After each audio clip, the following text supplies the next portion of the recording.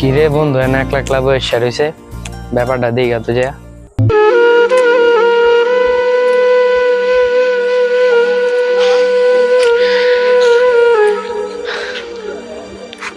কিরে এনে একলা একলা বসে রয়েছিস কি মন খারাপ নাকি?